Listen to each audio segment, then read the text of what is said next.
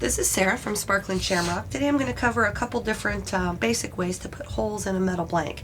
This is a 24 gauge copper flower. The first way is using the eurotool hole punch pliers.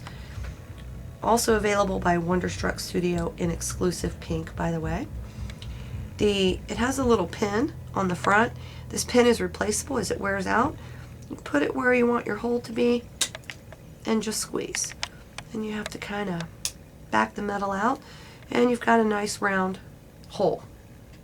The second tool that we have is the eurotool 2-hole screw down punch. What I like to do is put a little Sharpie mark where I want my hole. In this case, I've already put it there. The silver end is the 1/16 size. The black end is the 3/32 size.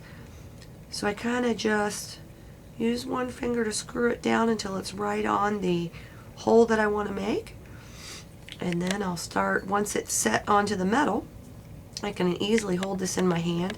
And you kind of feel it give way when it punches through the metal. You back it out until the blank falls off the punch. And you've got a nice hole in your blank also. The other way to do it is using the power punch.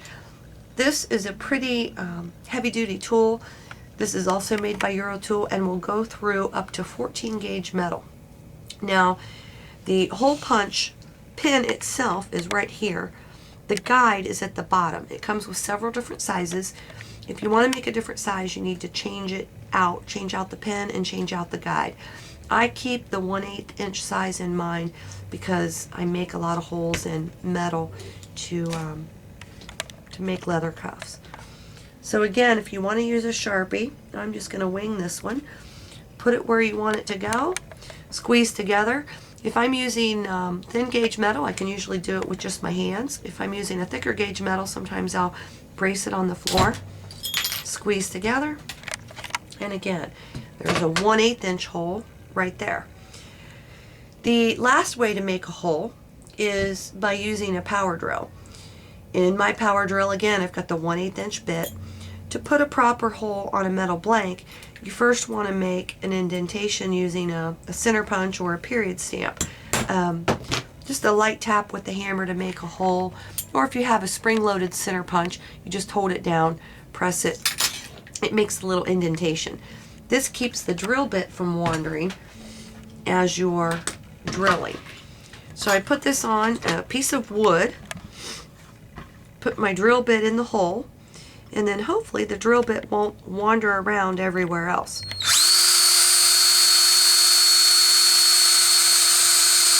A little bit of elbow grease, and there it is. Now, to get this off of the drill, kind of hold tight, reverse the drill. And again, using a drill, it's going to be burred a little bit. I'll put this on the bench grinder or use a file. But if you don't have access to the Eurotool power punch, then the drill is your next best option.